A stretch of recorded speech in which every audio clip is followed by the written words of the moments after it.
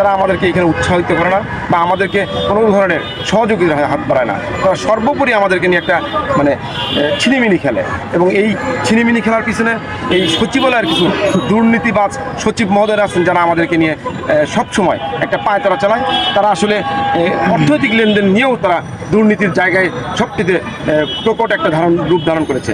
আমরা চাই বিগত সরকারের যে সচিব মহোদয়রা ছিলেন এই প্রত্যেকটা সচিব মহোদয় দুর্নীতির সাথে সম্পৃক্ত এবং তারা দুর্নীতি করার জন্য সর্বোপরি প্রচেষ্টা চালিয়ে গেছেন এই প্রতিবন্ধী বিদ্যালয়গুলোতে।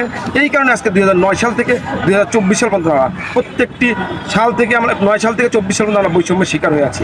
এই বৈষম্য নিরসন করতে গেলে এই সমস্ত ব্যক্তিদেরকে আগে নিরসন করতে হবে এই সচিবালয় থেকে এবং সঠিক সিদ্ধান্তের মধ্যে দিয়ে আমাদেরকে এই প্রতিবন্ধী বিদ্যালয়গুলোকে একটি সঠিক পরিকল্পনার মধ্যে দিয়ে এই প্রতিবন্ধী বিদ্যালয়গুলোর ভাগ্যের পরিবর্তন করাতে হবে। তা নাহলে আমাদের এই প্রতিবন্ধী বিদ্যালয়গুলো ঝরে পড়ে যাবে।